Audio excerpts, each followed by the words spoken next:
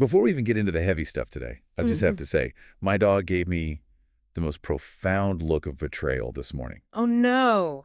What did you do? I chose to come sit at the microphone instead of staying on the couch with him. Wow, an absolute tragedy. Right. Just utter devastation. I mean, he was fully curled up doing that heavy sighing thing, and I got up, and he just looked at me like I had ruined his entire life. You basically did in his world. I mean, to a dog, the immediate comfort is the only thing that matters. Exactly. And, it's funny because that immediate visceral need for comfort, that's kind of exactly what we're talking about today. Oh, that is a perfect transition, actually. Right. Because, okay, I want to drop you, the person listening to this right now, directly into a scenario that I know you know intimately. We all do. Yeah. Picture this. You've hit a wall. You are exhausted. Maybe your finances are a total mess, or your health feels out of control, or your daily routine is basically just survival mode. Just dragging yourself through the day. Exactly. And you're so frustrated, so you open your phone to figure out how to get unstuck. And we all know how that goes. Right. 10 minutes later, you've watched like 3 different videos of people with perfect lighting telling you how to completely change your life overnight. The whole wake up at 4 a.m. and cold plunge thing. Yeah. The one decision that changes everything pitch. Yeah. And after 10 minutes of that, you don't feel inspired. You feel paralyzed. Way more overwhelmed than when you started. Utterly overwhelmed.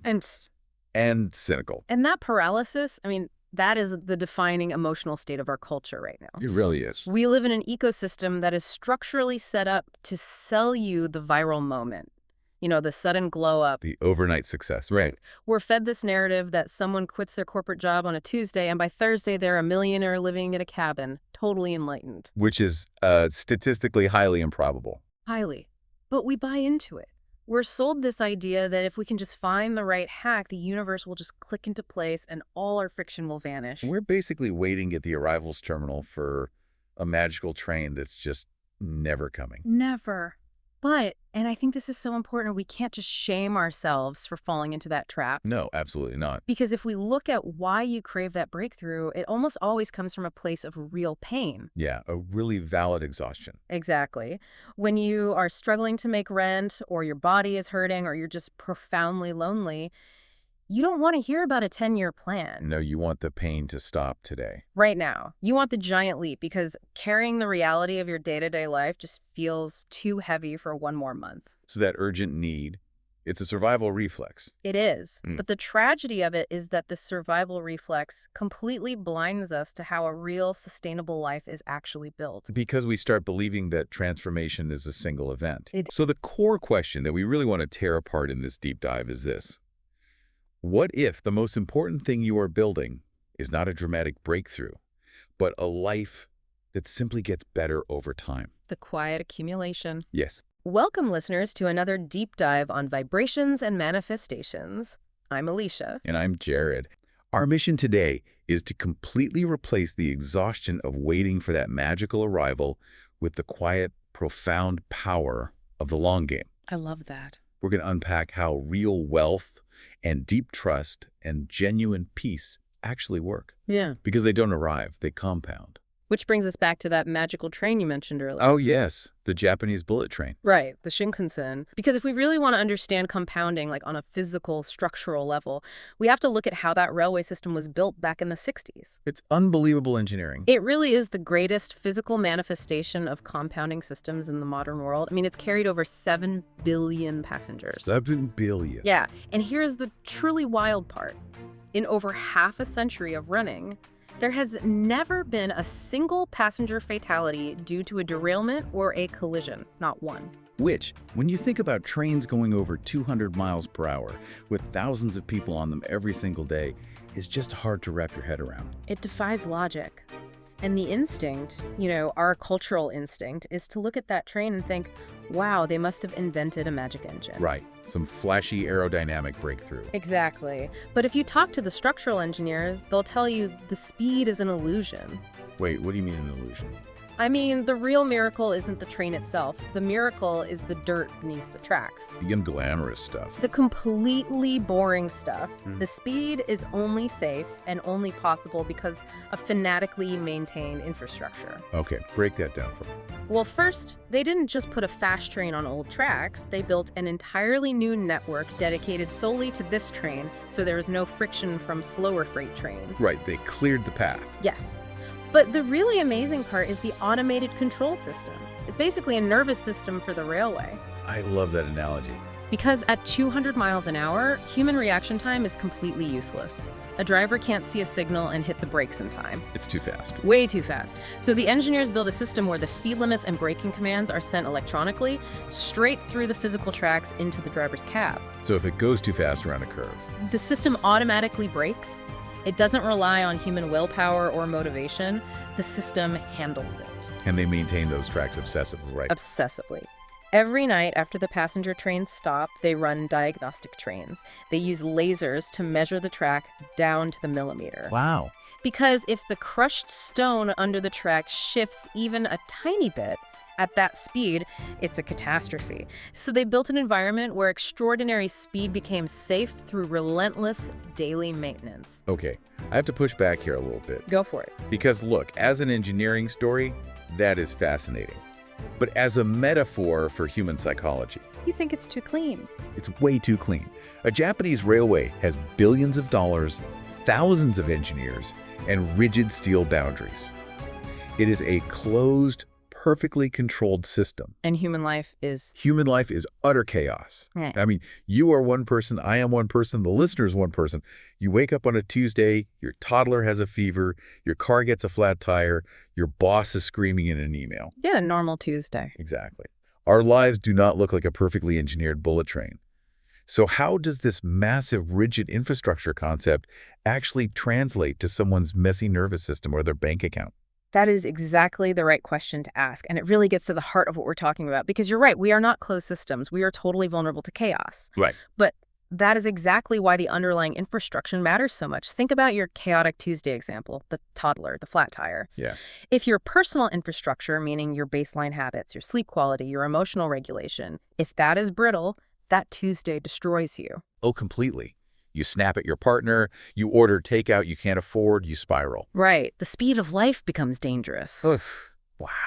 But if you have spent months quietly building strong underlying systems, if you have an automatic habit of pausing before you react, or a small emergency fund you slowly built up, The chaos still happens. the tire still goes flat. But your system can handle the vibration. The tracks hold. The system absorbs the shock. Exactly. The connection here is that a peaceful life is never built from one peaceful day. A better financial reality isn't a lucky break. It's your daily patterns that build the tracks. Consistency beats intensity. Every single time. That makes so much sense. And I want to bring this down to a really personal level because this concept of, accumulating over time, building tracks in the dark Yeah. is something I had to learn the incredibly hard way. I know exactly what you're going to talk about. Yeah, I mean, if I look back at the last decade, the biggest shifts in my life never came with fireworks. Take this very thing we're doing right now, this deep dive series, We are over 130 sessions deep into this. which is just a staggering number to me. Yeah. But the reality of how we got here completely destroys the breakthrough myth. Walk us through what the middle felt like. Because people skip the middle. Oh, they totally skip the middle. They see the beginning and they see the result. But if I go back to, say, session 30, there was no magic. No lightning bolts. None. There was no triumphant moment where I felt like a master creator. I just vividly remember the absolute mundane agony of sitting down to prep the material when my motivation was effectively zero. What was the physical sensation of that? It felt like moving underwater. Hmm. I would just stare at my notes, feeling totally inadequate. Like my thoughts were clumsy and nothing was clicking. I'd sit there thinking, this is so boring. Is this even moving the needle? Does anyone care? Just pure friction. Pure friction. Yeah. And there was this really loud voice in my head telling me, hey, because this feels so hard, because you don't feel aligned today, you must be doing the wrong thing. And that right there is where modern culture swoops in and tells you to quit.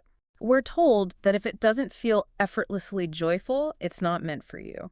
Pivot. Find the real breakthrough. Yes. Go find your true passion. Yeah. And if I had listened to that, I would have derailed the entire system. But I just kept sitting down. Why? If it felt so awful. Honestly, not because I was inspired, but because it was Tuesday. And Tuesdays when we do the work, that was the system. I just kept showing up. And the shift happens without you noticing. Right. The realization only hit me looking back over years. I realized that this small, annoying habit hadn't just produced audio recordings. It forged a completely new identity. You became a different person. I fundamentally became a person who finishes things. The turning point wasn't an event. It was just an accumulation of boring Tuesdays. And we constantly miss our own growth because of that. We expect our growth to announce itself with a marching band. Yes. But human psychology doesn't work that way. One day you just look around and realize you are living inside the house that your daily repetitions built. It's sobering, but also incredibly empowering. It really is. And this actually brings us right to the core of manifestation. Okay, yes. We need to pause here and completely demystify that word. Because it has been so distorted. Utterly hijacked by the internet. If you're listening right now and you are a beginner to this, or if the word manifestation just makes you cringe and roll your eyes, I do not blame you. Not at all. Because it's sold to us as this sudden magical transaction. Make a vision board, think really hard about a $10,000 check, feel quote-unquote high vibes, and boom, the check is in your mailbox. Treating the universe like an ATM. Exactly. It's the ultimate overnight breakthrough fantasy. But if you look at real foundational wisdom on this, it has almost nothing to do with wishing for physical objects. Right. It's about identity. Yes. Real manifestation is about becoming the person who has the capacity to live in that new reality. You don't attract what you want. You attract what you are. You have to match the internal state before the external thing ever shows up. Which raises a really scary mechanical question. What happens if you get the massive external breakthrough before you've built the internal identity? Oh, you burn it to the ground. Instantly. You see it with lottery winners all the time. Or sudden internet celebrities. The universe might hand you a bag of cash, but if your nervous system and your daily patterns are still wired for scarcity and chaos, It feels physically unsafe. structurally unsafe, your brain literally cannot hold that reality. So you will subconsciously sabotage it. You'll make terrible investments, alienate your friends, and burn the money just to get back to the baseline of struggle that feels familiar. So the rule is absolute. The universe might open a door, but your daily habits determine if you can actually walk through it and stay in the room. Exactly. So naturally, the question is, how do we build that capacity? How do we lay the tracks? Right. We break this down into 3 specific areas. We call them the 3 quiet compounders. I love this. Let's dive in. The first quiet compounder is your attention. This is a huge one. Let's look at the actual science of attention. Yeah, because most people treat their attention like a passive video camera, like they're just walking around objectively recording the world. But cognitive science proves that is completely false. Attention is active. Very active. It's a filtering mechanism. It's what scientists call a top-down process. What does top-down actually mean in daily life? It means your brain decides what is important before you consciously see it. Right, really? Yeah. If your nervous system is primed for threat, your visual cortex physically alters how it processes data. There's a thing called inattentional blindness.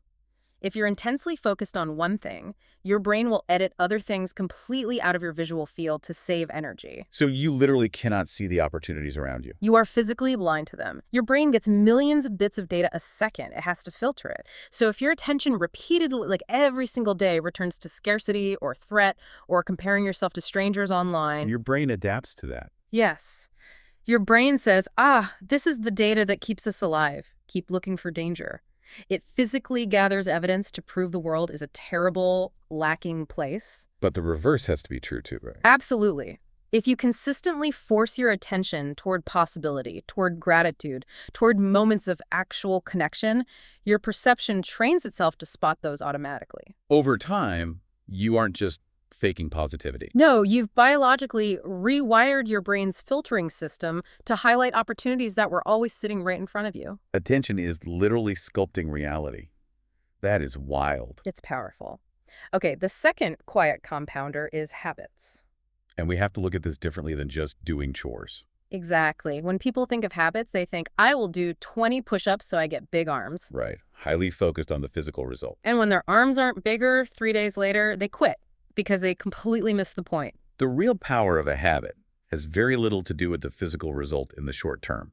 A really powerful way to look at habits is that tiny actions are actually pieces of evidence Evidence of what? of who you are. Every time you keep a tiny promise to yourself, like drinking a glass of water before looking at your phone or putting $5 in savings, you are casting a vote for a new identity The psychological benefit outpaces the physical benefit. exponentially. Your brain watches your behavior and goes, oh, I guess we are the kind person who respects our own boundaries now. And once that identity shifts, you don't need willpower anymore. Because the behavior is just a reflection of who you are. Okay, what's the third compounder? The third one is the most overlooked. Relationships. Because none of this happens in a vacuum. Right. You can have great habits and great focus, but if your relational environment is toxic, the system crashes. But how does compounding work in a relationship? It's not a bank account. Actually, it kind of operates like one. It's about perceived partner responsiveness. We're fed this movie idea that trust is built through massive gestures. The boombox outside the window. Exactly, the huge romantic speech in the rain.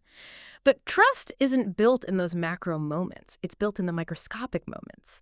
There's this concept of bids for connection. What does a bid look like? Okay, say you're on the couch reading, and your partner looks out the window and says, oh, look at that weird bird. Right. That is a bid. It has absolutely nothing to do with the bird. It is a tiny subconscious request for emotional connection. So if I ignore them, If you ignore them or just grunt and keep reading, you have actively rejected the bid. It's a tiny withdrawal from the trust account. wow. And if you put the book down, look out the window and say, oh, wow, what is that? You turn toward them. You deposited a micro amount of trust. Trust is returning the text message. It's noticing they're stressed and making tea. It's repairing the small arguments quickly. Showing up consistently in mundane moments is the compounding interest of human connection. And what fascinates me is that underneath all three of these, attention, habits, relationships, there's a literal biological engine making it happen. Neuroplasticity. Yes, this isn't just theory. The human brain is plastic. It physically alters its structure based on what you experience. The golden rule of neurobiology is the brain strengthens what it repeats. Explain how that works on a cellular level, because it's so cool. It comes down to something called the myelin sheath. Every time you have a thought or do a behavior, an electrical signal fires across the neurons in your brain. Right. When you do something for the first time, the signal is weak. It's slow. It takes massive conscious effort. But the more you repeat that specific pathway, your brain says, okay, the circuit is important. So it starts wrapping those neurons in a fatty substance called myelin. Like insulation. Exactly like rubber insulation around a copper wire. Without it, the electrical signal leaks and travels slowly. But wrapped in myelin, the signal becomes contained, efficient, and incredibly fast. This is why breaking a bad habit is physically painful. Yes, you are literally fighting against heavily insulated, high-speed neural superhighways. Your brain wants to use the myelinated paths because they take less energy. But that's also the hope, right? It's the ultimate hope. It means calm can become your biological baseline. Feeling worthy can become default. Yes. You just have to give the biology time to insulate the new tracks. Which brings us to a huge realization. You cannot rely on motivation while you wait for those tracks to build. Motivation is terrible fuel. It's an emotion. It's weather. It changes based on your blood sugar, your sleep, the actual weather outside. Relying on motivation to change your life is like trying to sail a boat when you have no idea if there'll be wind. That's why systems beat motivation. A system carries you through all weather. Exactly. A system is just arranging your environment so the right behavior happens naturally. If your gym clothes are on the floor by your bed, your coffee is on a timer, and your phone is in the kitchen, you don't need motivation to work out. You just follow the physical track you laid down the night before. You're running on automatic train control. Exactly. Okay, so we've covered the engineering, the biology, the psychology, but to make this real for the listener, we need to do a compounding audit. Time to hold up the mirror. Yes. So to you listening right now, whether you're driving, doing dishes, walking the dog, I want you to take a breath. We're going to transition into an interactive workshop right here. Active participation. I want you to look honestly at the infrastructure you're building right now. Because you are building something, whether it's on purpose or by accident. And the diagnostic question here is a little tough. It's really tough. Where are you asking the universe for one specific future while repeatedly rehearsing the patterns of another? Oof, that hurts. It's the mirror we all try to avoid. Let's break this audit down into 4 categories.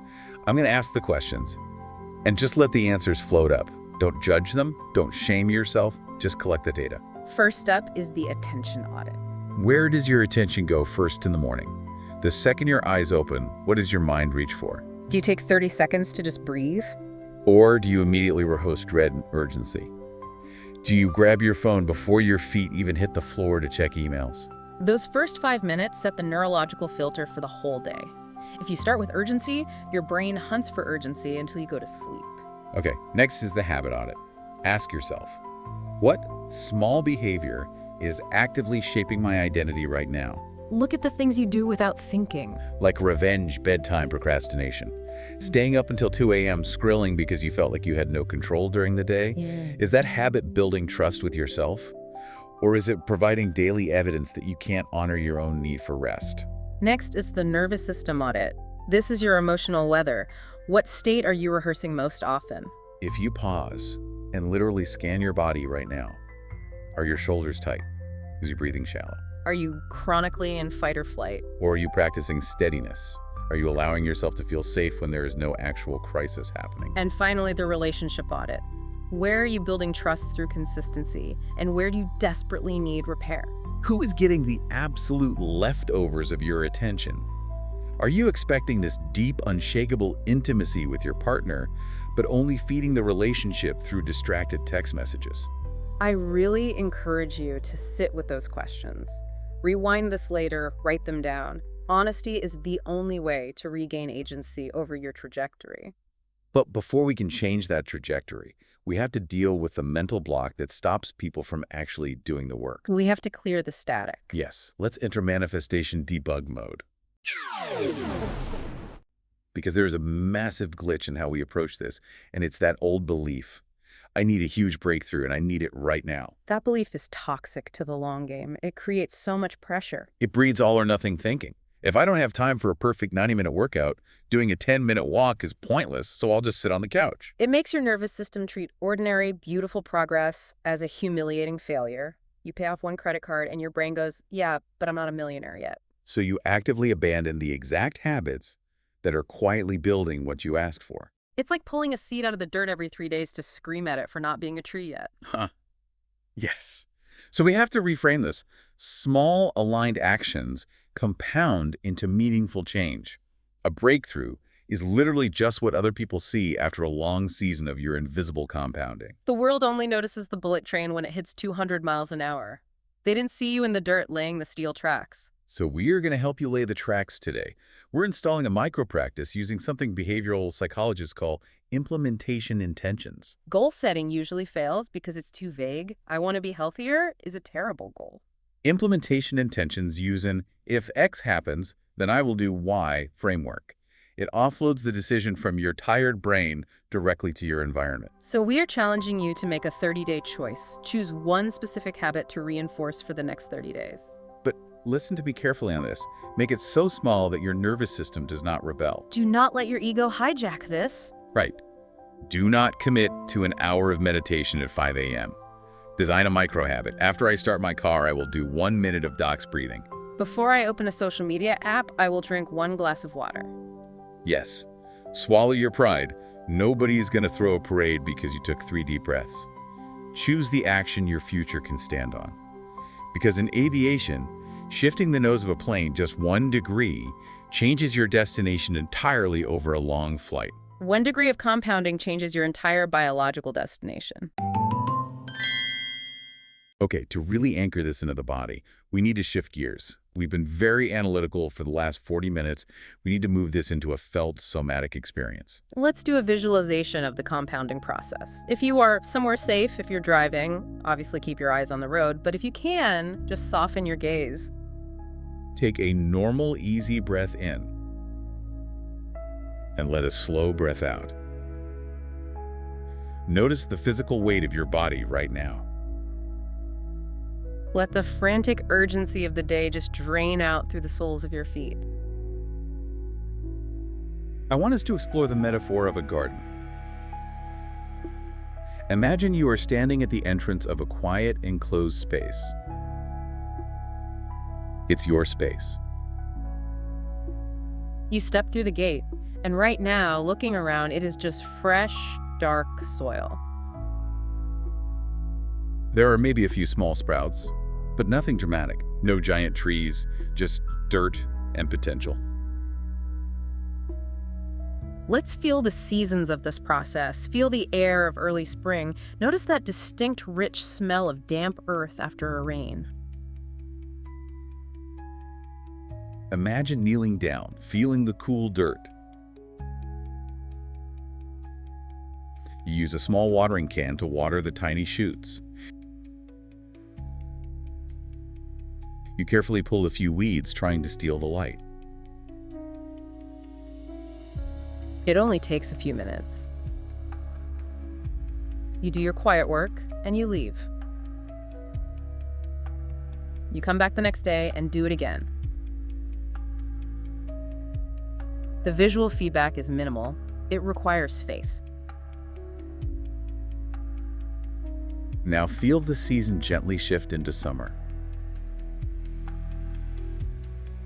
The air grows warm, heavy with the afternoon sun. The leaves are fuller now. They're stretching to catch the light. You see early blooms, flashes of color.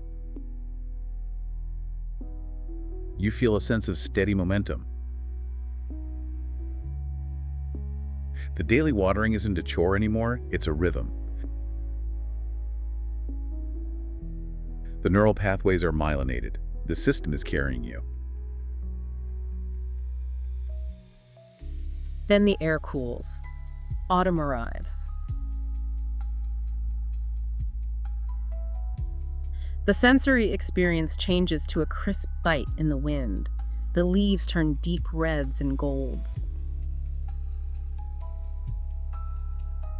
You are in the season of harvesting. You hold the tangible evidence of your daily tending in your own hands. You feel the physical weight of what you've grown. The satisfaction is deep and quiet. It's not a frantic adrenaline rush. It's grounded peace.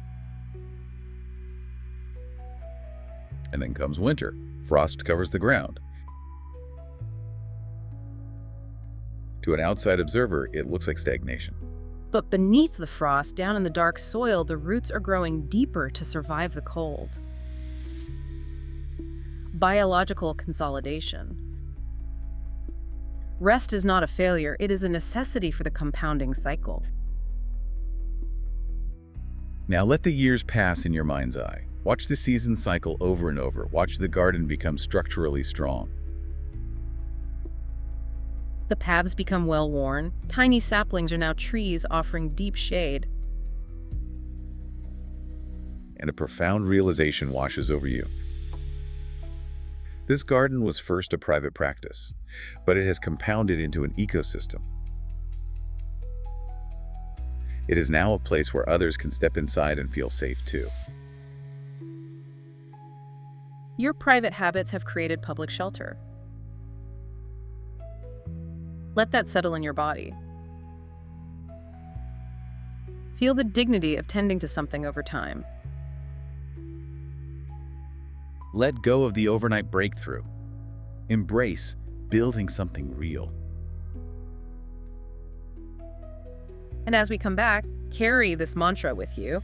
Your future is already listening to what you repeat today. Take one more deep breath and come back to the present moment.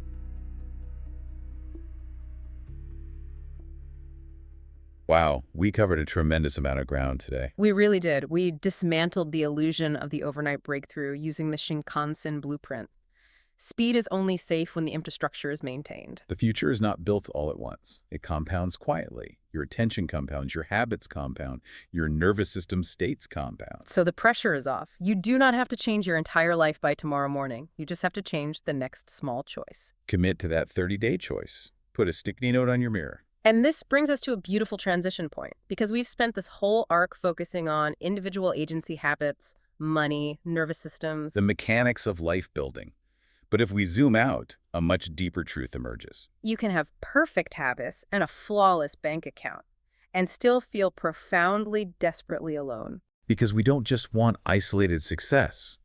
We crave connection. We want a place where we belong. Manifestation doesn't happen in a vacuum. It happens in the emotional fields we share with others. Which is why I'm so excited to tease our next conversation. Session 131 starts our third arc, the loneliness epidemic. We are going to explore why so many of us feel intensely alone while being constantly connected online, and how belonging is actually the ultimate manifestation tool. It's going to be paradigm shifting. Before we go, make sure to check out the vibe letter. We put specific journaling prompts in there based on the compounding audit to help you with your 30-day choice. Thank you, as always, for sharing your time and presence with us today. It is an honor to be part of your compounding journey. And please, rest in the reassurance that no matter how messy your current infrastructure feels, you are exactly where you are meant to be. The tracks can be built from right here. As you go out into your chaotic week, we'll leave you with this final thought to mull over. If the life you are living today is simply the harvest of the seeds you planted years ago, what kind of garden are your thoughts planting right now? Thank you so much for joining us for this deep dive on vibrations and manifestations. We'll see you next time.